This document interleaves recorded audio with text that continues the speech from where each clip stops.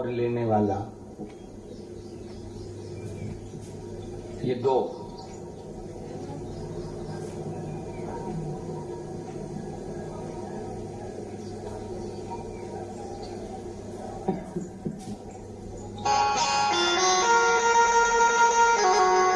इन दोनों में बड़ा कौन होता है?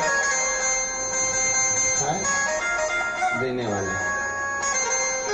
ठीक है, अब आप बोल रहे हो कि देने वाला बड़ा होता है, तो फिर एक काम करें कि जो लड़की देता है तो लड़के वाले को चाहिए कि लड़की वाले का पांव धो के पिए,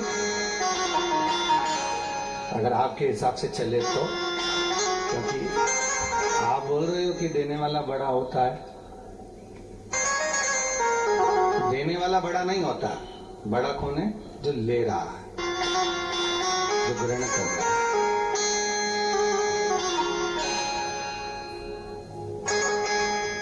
अब तुमने तो दे दी,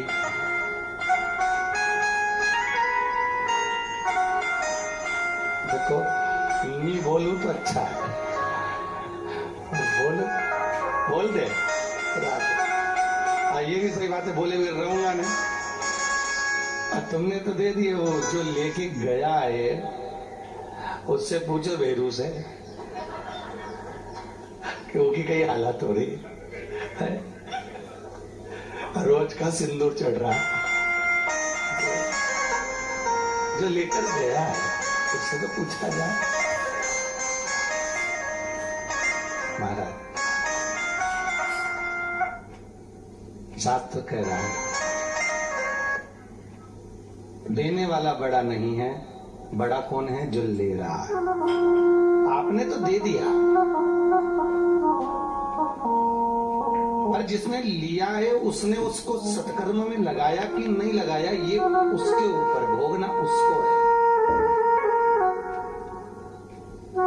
पर शास्त्र कहता है गाय, बेटी और लक्ष्मी, ये तीन 50 बार विचार करो, इसके बाद दीजिए। महाराज 50 बार विचार करना, इसके बाद देना।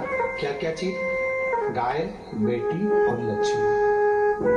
गाय किसी ऐसे ब्राह्मण को मत देना जिसके घर में खुद रहने की जगह नहीं है, मालूम पड़े वो गाय लेकर चले भी गए और थोड़े दिन बांधी, दूध दिया, जब तक संभाल कर रखी, उसके बाद दूध देना बंद करा तो मालूम पड़े किसी दूसरे को बेच दिया, दूसरे के बाद तीसरे को बेच दिया, बिकते बिकते वो कसाई के हाथ में पहुंच गई। महाराज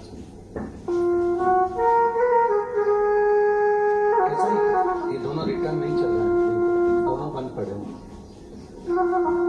वो कसाई के हाथ में पहुंच गए। और जब वो कसाई के हाथ में पहुंची तो गाय जब कटी है कसाई के हाथ में, तो जिसने ली है दुख उसको नहीं हुआ है, बद्दुआ उसको नहीं लगी है। दुआ किसको लगी है? जिसने दान दिया है, संकल्प जिसने दिया है।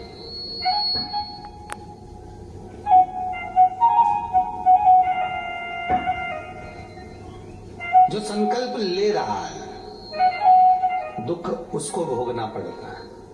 महाराज आज यदि हम गौ माता का दान दे भी रहे हैं, हमारा तो शास्त्र यहां तक कहता है कि यदि आप गाय दान नहीं कर रहे मत करो। गौ माता के निमित्तार्थ कोई चारा दान कर दीजिए, वो भी चलेगा। उतना भी नहीं कर सकते तो श्रीमद् भागवत कथा कहती है कि आप घर में से जो रोटी निकालते हो, घर में से जो भोजन निकालते हो, बस उसको पॉलिथीन में डालकर बाहर मत फेंको। क्यों?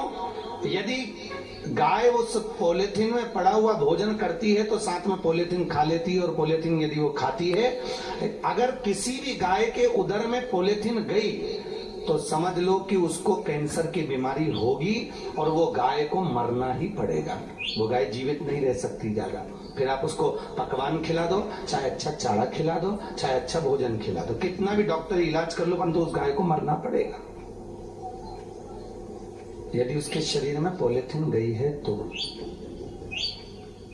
उसको भोगना है। फिर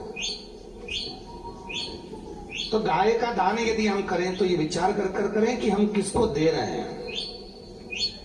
बेटी का दान करने से पहले जब कन्या दान करे तो 50 बार विचार करें, क्या बेटी हमारे उस जिसको दे रहे हैं हमारी बेटी उसके लायक है कि नहीं है। गाय अगर कटती है तो दान करने वाले को रोना पड़ता है। बेटी यदि हमारी बेटी अगर कोई गलत हाथ में चली जाती है तो ध्यान देना, कन्यादान करने वाले को रोना पड़ता है, कन्यादान करने वाला रोता है माना। और तीसरा लक्ष्मी, यदि लक्ष्मी भी किसी गलत भिखारी के कटोरे में डली है, लक्ष्मी किसी गलत भिखारी के कटोरे में अगर लक्ष्मी डली हुई है और उस भिखारी ने ले जाकर उसको वेश्यावृत्ति में, उस भिखारी ने ले जाकर मांसाहार में, मदिरा पान में, कहीं जुए में, कहीं ले जाकर लगा दिया तो वो लक्ष्मी भी रोती है। तो जिसने दान करा उसको बद्दुआ लगती है महाराज।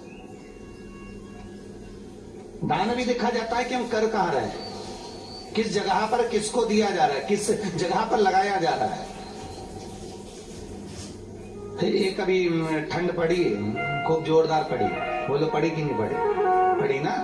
और खूब लोगों ने कम्बल दान दिए, बोलो दिए कि नहीं दिए? खूब व्हाट्सएप पे चला और गाड़ियां खड़ी करी और कम्बल दान दिए और लोग सो रहे थे और उनको कम्बल दिए, खूब चला। तुमने दान दिया पर जिसको जरूरत थी उस तक कम्बल नहीं पहुंचा।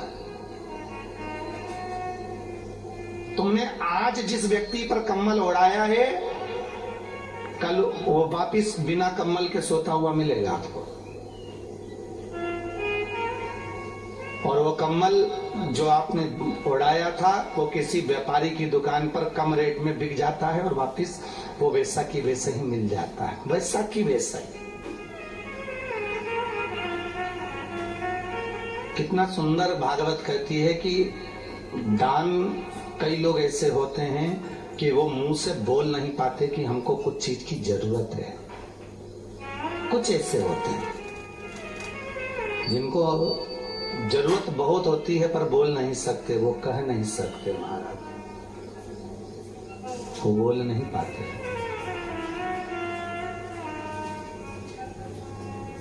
और हम दान उसको करते हैं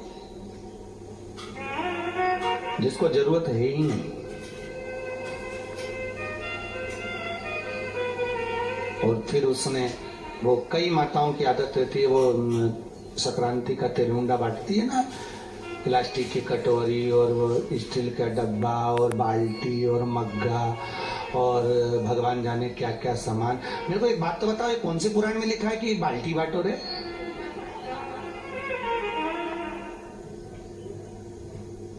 कौन सी जगह पर लिखा हुआ है कि डब्बा बांटो, प्लास्टिक की कटोरी बांटो, चन्नी बांटो, चाय की चन्नी दो, पानी छानने की चन्नी दो, और ये सामान थोड़ा को याद नहीं आ रहा है। तो ये कौन सी जगह पर लिखा हुआ है और कौन सी पुराण में लिखा हुआ है? हाँ, विष्णु पुराण में ये जरूर लिखा हुआ है कि भगवान देवर्षि सबसे पहला यदि संक्रांति का दान दिया था तो देवर्षि नारद ने दिया था। ये हमारे यहाँ विष्णु पुराण में स्पष्ट किया, ये हमारे पर स्पष्ट है।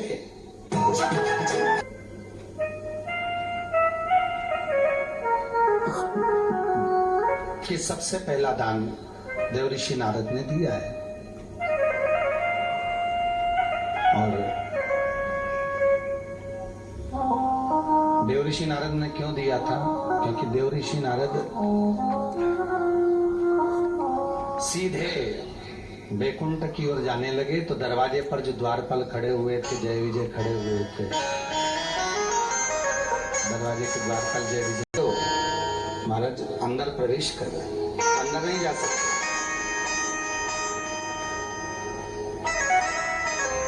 आप अंदर नहीं आओगे। क्यों?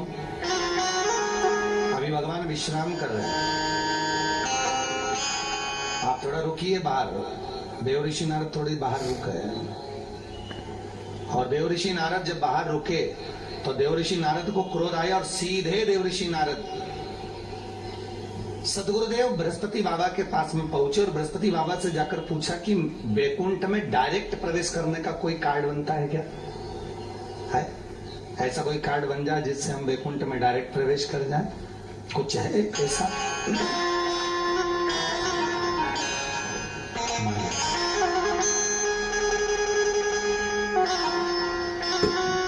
बृहस्पति बाबा ने कहा केवल एक ही कार्ड बन सकता है।